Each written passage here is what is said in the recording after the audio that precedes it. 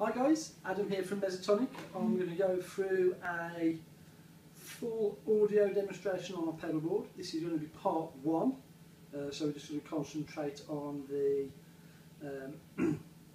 straight from the guitar to the amplifier section part of my effects pedals.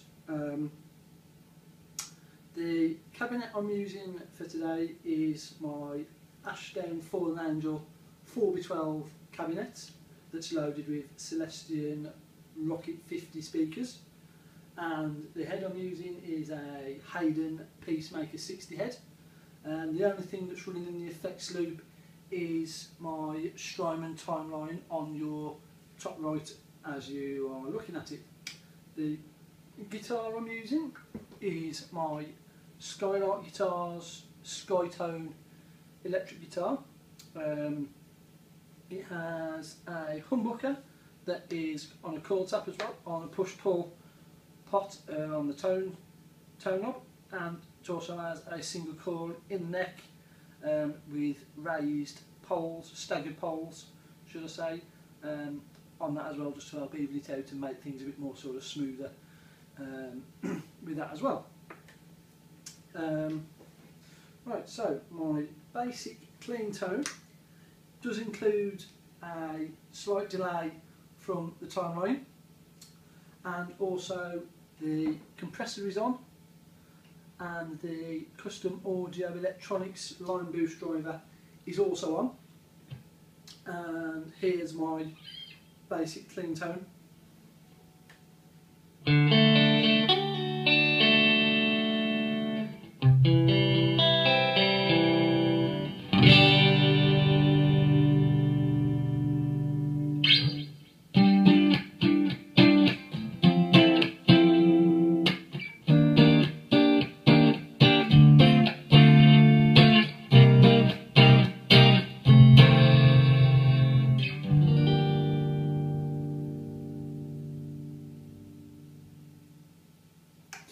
So that's my basic clean tone there. I was using the neck pickup on that tone as well. As I say, yes, the delay I was using is also controlled by the expression pedal I have next to my wah-wah. So I can blend in the delay in and out as I control various parameters such as feedback, mix, whatever else is available to control on the certain delay on the timeline. So fully on, fully in. It sounds like this. So quite a lot of delay, and then I can blend that delay out as well by using the expression pedal. So it is pretty good for bits like this.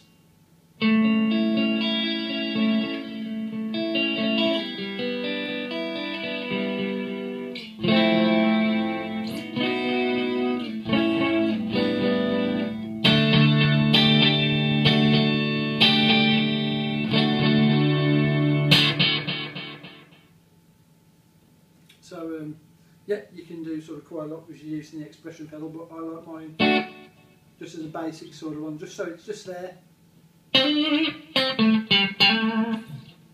just so it doesn't interfere with like the funky riffs that I like to play in the band. Just gives the sound a bit of body and a bit of life, so it's just not completely dead sounding.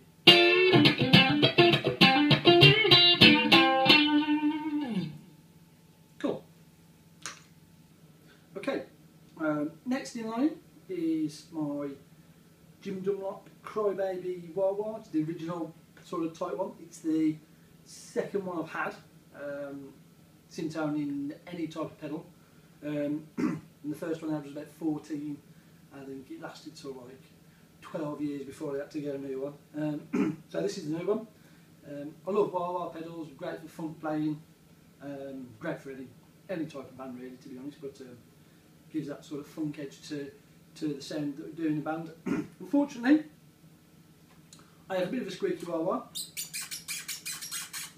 so I am very sorry about that. It does pick up on the camera, but you should be able to get the gist of it. Great for the old usual car chase wah-wah sound. So here we go.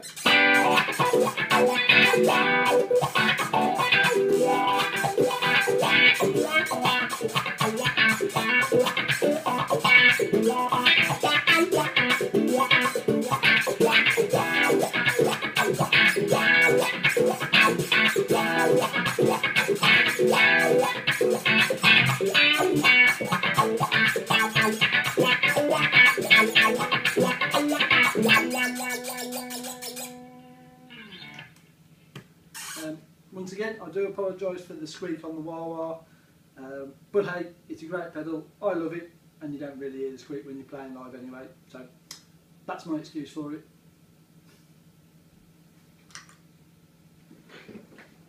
So from there we get into the first overdrive pedal, which is a custom badass modified overdrive from MXR, and I love this pedal. It's got loads of features on there, so you can tone your own sound and craft your sound as you see fit. Got a couple of different features to most overdrive pedals that you'll see. The first one being it has this top rotary knob here is 100 Hz cut and boost knob, so you can cut at that frequency. So on a humbucking guitar, you can cut that frequency and it'll just take out some of that beefiness that the guitar naturally brings into the sound. Or if you've got single core pickup guitar, you can add in a bit of that 100 Hz just to beef up the sound a bit, just to make it a bit thicker. So it's all completely tonally controllable, and you can get the best sound out of the pedal and the guitar and your amplifier and all that type of stuff. And also, little blue light on there is a bump switch. It adds a bit of an extra EQ setting pre-built into the circuit, adds a bit more sort of mid boosts. I like it on. Some people don't, but you know, it's all there for you to play about with and use. So the clean tone is as before. There. And with the pedal engaged.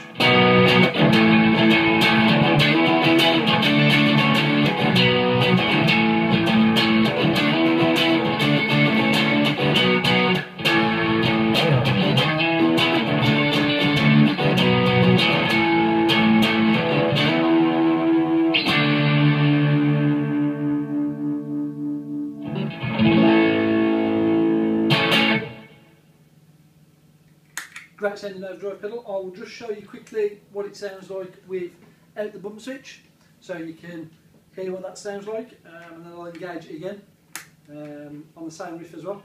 You might get a bit of volume drop as well. And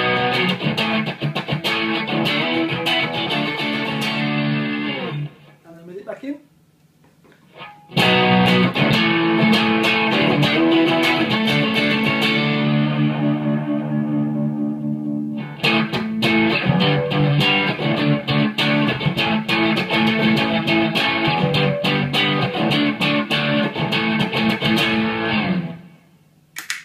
Overdrive pedal, love it.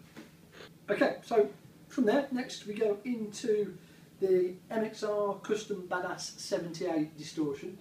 It's another great pedal. I got both the overdrive and the distortion pedal at the same time.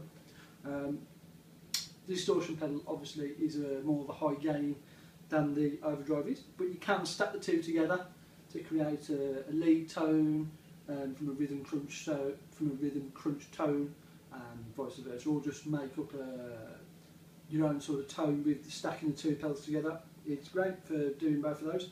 Again, it has a little blue light on there, which you can turn on and off. It's called the crunch button, and adds some subtle harmonics and overtones to the sound of the guitar, of the pedal as well. But yeah, I'm in full humbucking mode on this one, and this is the clean bass tone.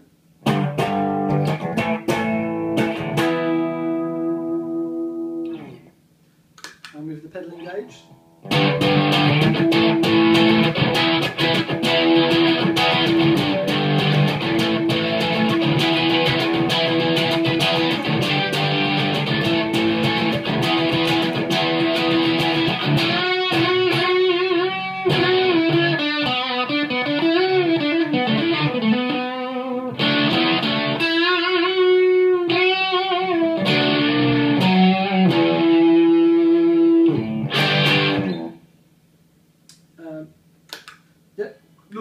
pedal, great distortion pedal. I'll just show you quickly the difference without the crunch pedal, and then I'll engage that back in for you again so you can hear it. You do get a little bit of volume drop as well, so just bear that in mind.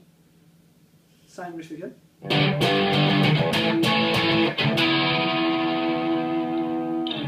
And then engaging the crunch button again.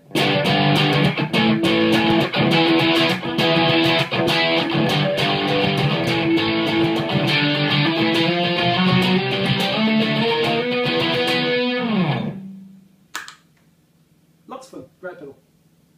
Okay, so from the 78 distortion, the next two pedals really don't create any specific sound or change the tone of the guitar in that sense. We go from the 78 distortion into the line selector, from the line selector into the MXR micro amp, and then from there all the way into the front end of the amplifier, into the input, and that basically then completes the guitar to amplifier section. The micro amp I use for boosting for solos. It's just basically a clean boost. You don't get any sort of tonal difference from the guitar. I'll just show you.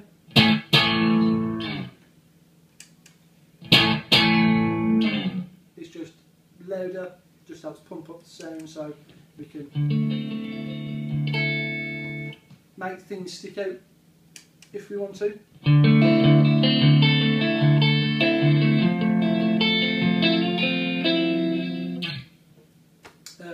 That's basically great for solos, and the same, making just parts more prominent in the mix.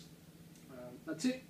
The line selector does have a loop function on it that you can turn on and off. I use it to loop basically the top row of pedals from the chorus all the way through into the Moog, from the Moog into my whammy pedal, and then from the whammy pedal back into the return part of the loop pedal. And I can basically, depending on, if I've got a specific song where I'm using a combination of pedals to sort of create a specific part of a song, like a chorus or a main riff, something like this.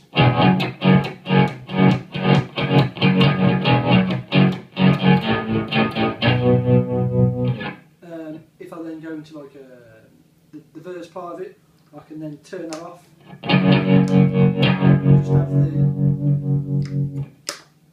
Just have the overdrive only on.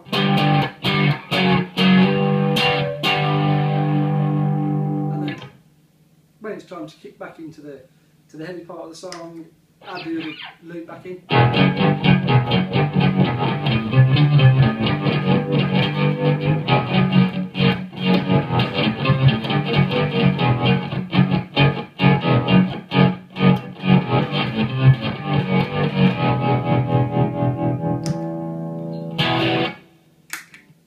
Take it back out as I so wish. That's it.